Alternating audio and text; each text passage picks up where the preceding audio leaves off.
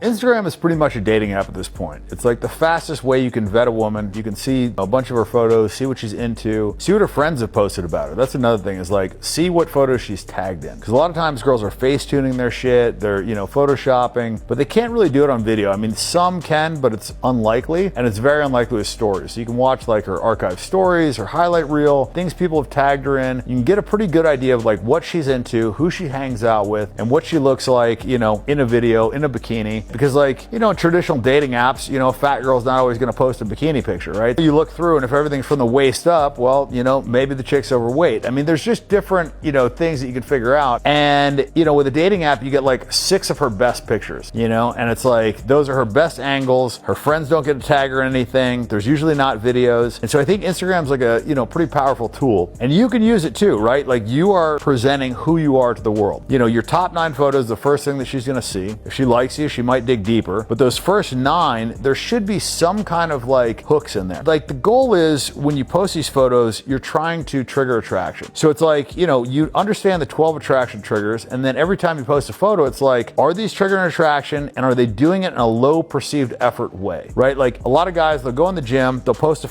selfie of them in the mirror, and it's like, okay, like, we see you're in shape, but there's better ways to communicate that. Like, if you were to be throwing a football on the beach, you're still shirtless, now you're with a buddy, you're doing something active, the girl sees you with your shirt off, but you're not saying like, hey, look at me, you're not all flexed up, you're not in the mirror, you're not like taking a photo to show everybody that you're in good shape. Like, look at like what kind of information is being conveyed and what's the best way to convey it. That's kind of like the biggest tip that I would give people on social media, is like, there's ways to convey the information without looking like you're trying really hard, without looking like you're bragging. Like, if your goal is to like show a girl that you're rich, like, you could take a photo of your Ferrari and be like, this is my Ferrari, or somebody could be videotaping you talking to them while you're driving. The same information gets communicated. One of them is like an overt brag. The other one's like, okay, this guy's driving a Ferrari, he didn't mention it, he didn't make the whole thing about that. Versus like, the rapper that shows $160,000 in cash. Well, it's like, that guy doesn't have $170,000 because he would have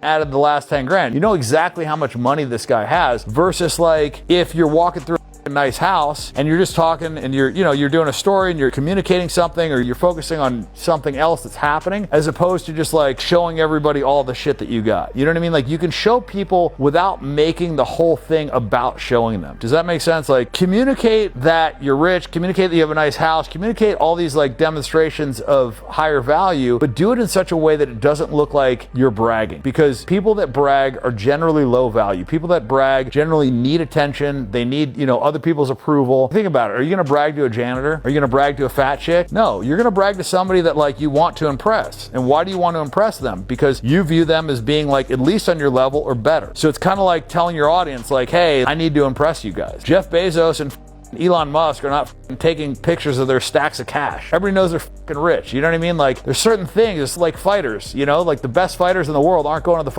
bar beating their chest telling everybody how badass they are. People just know. When you get to a certain level, a lot of times like, you're not bragging. So I think by bragging, you almost like cap yourself. You cap like how much money you could possibly have, or you know what I'm saying? Like, what sort of things you have. For example, you meet me and I tell you, hey dude, I got a Ferrari in the garage, I got a Lamborghini out there, I have this, I have that. I name off, a bunch of things. Audemars watch, I have a Hublot, I have this, I have that. I start telling you all these things. Like, you kind of know everything I have. But if you just walk through my house and you saw 2 Ferraris in the garage, you saw these different watches, you saw these things, then in your mind, you're wondering like, what else does this motherfucker have? This shit doesn't even mean anything. Like, he hasn't bragged about it. You know what I'm saying? Like, when you brag about it, you tell somebody like, hey, this stuff is, impressive to me. This is a lot of shit. You know what I mean? So I think the way something is found out is very important. And the reason I'm telling you this is because with Instagram, you're basically kind of like bragging, but you're trying to do it in a more subtle way. You're trying to do it in a way that like, it's not perceived as bragging. Because bragging is kind of douchey. It's not like, I mean, you could do it, right? Like, it's okay. But if you can convey the same information in a less braggy way, or like, let's say you just decide to do a fucking braggy post,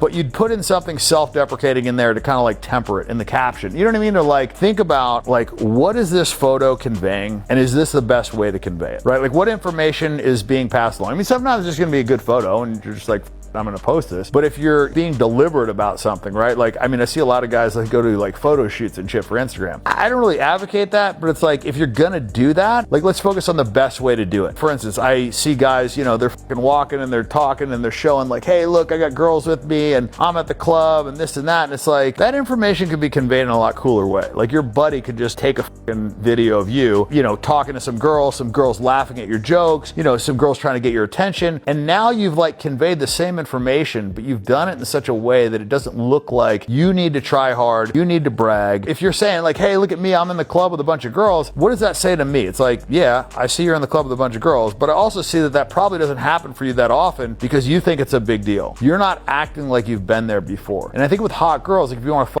hot girls, like, they can't have the feeling like, you know, it's unusual for you to be with a hot girl. The more they think that that's a normal thing for you, the more they're willing to give up the fuck.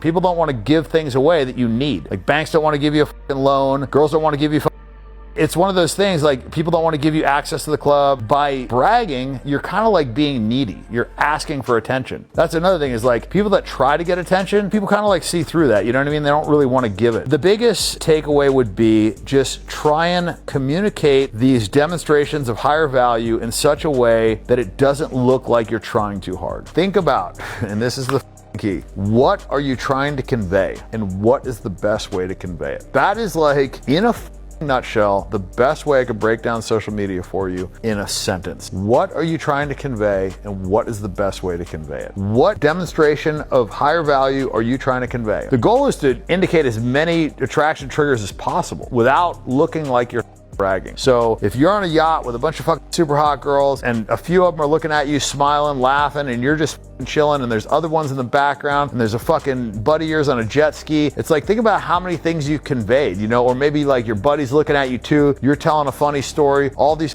girls are looking at you, you're with hot girls, you're triggering jealousy, you're the leader of men, you're successful. It's like, you can literally trigger fucking like every single attraction trigger in one photo if you get it right. You know what I'm saying? And I'm not telling you to go set up a photo for that, but just like, think about when you get these photos, like when you're going to do some cool shit. Obviously that's an extreme example, you know what I mean? You might not be chartering a fucking, you know, $100 million yacht, but like, you may be out on a fucking wakeboarding boat with a couple of hot chicks. You may be hanging out at a concert with some girls, you know what I'm saying? You may just be like in your buddy's car. It doesn't really matter what the setting is. I'm just saying, like, just look at these photos from the perspective of what is this going to convey? And when you think about like creating content, think about what you're trying to convey and what the best way to convey it is. The example I gave you is a good piece where it's just like, okay, you're going to do this that was going to look like you're trying really hard. How do we convey that same information, low perceived effort? I'll give you an example. A guy is doing a selfie video showing him walking with hot girls versus somebody else, paparazzi style, is filming the fucking guy. What's gonna be more impressive to you? The guy that's got his fucking phone out that has to fucking show everybody, or the guy that's just doing it? Be the guy that's doing it. Don't be the guy that's like doing it to show everybody you're doing it. You know what I mean? Like, I think that's one of the reasons why my Instagram did so well, is because like initially I was just doing the shit because I wanted to do it level, and it was more about promotion of the company, whatever. But like, for the first 7-8 years of my Instagram, I was just doing the shit I wanted to do, and we captured it. You know what I mean? And that's what you want the vibe of your Instagram to be, is that you're just doing shit that's fun and cool, and somebody's capturing it. Whether you're appealing to a small audience or a large audience, like, it doesn't matter. You know what I mean? Like, the same principles are true. Whether you're trying to convey it to 500 people or 5 million, like, what's the difference? When I do a Twitter poll, if I get 100 people or 1,000 people, that poll is going to be the same as when I get 1 million people. And I've seen it. Once I hit a critical mass, once 1,000 people vote on something, it's almost always the exact same after 1 million have voted. This is true of VSLs. This is true of social media posts. Like, if some people find this interesting, most people are going to find it interesting. You know what I mean? Like, if 50 out of 100 like it, then 500,000 out of a fucking million are gonna like it. Whether the sample size is small or big, it doesn't matter. It's all about percentage, right? Like, if 60% of your people that have seen a fucking photo engage with it or like it, like, the algorithm's gonna notice that. So you don't need 1 million likes for this to fucking blast in the Explorer page. You just need like a high percentage of your followers to engage with it. You know, your audience will grow, and even if it doesn't grow, who gives a like, most of my audience is guys. I'm not trying to fuck.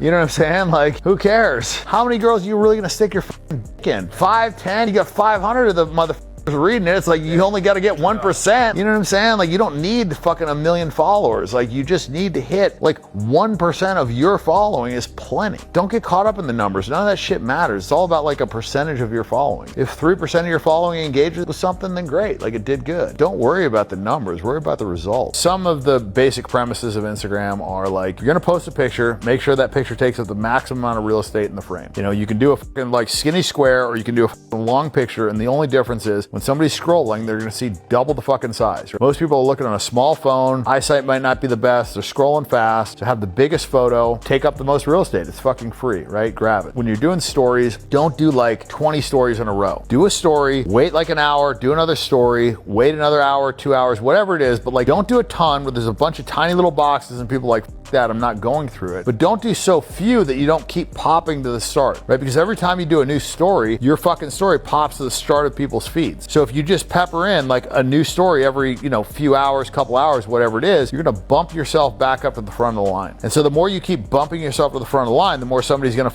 look at your story. Another thing is like your first story should really catch them, because once somebody swipes out of your story, it tells the algorithm like, I'm not interested in this person, and this person's posting shitty stuff. A lot of guys think like, oh, I got 15 seconds to grab. No, mother. You have like 1 second or 2 seconds. So a lot of times I'll watch a story and it's like, I'll swipe out of it or whatever. And it's like the good stuff was fucking 4 seconds into the story, but I'd never know because I already swiped out. The only reason I saw the story is because somebody else sent it to me. I assume because they sent it to me as important. And then I watched it and I realized like the first 4 seconds what fucking killed them. If they just would have started at the interesting thing, and you can trim your stories, right? So if you start with something really interesting, you grab somebody's attention, they're more likely to stick around for the rest of the ride. It's kind of like a movie. The difference is this is massively condensed and people have huge ADD, and you're competing with a lot of like really super catchy clickbaity shit. Catch their attention, keep it, and then kind of like keep going back to that.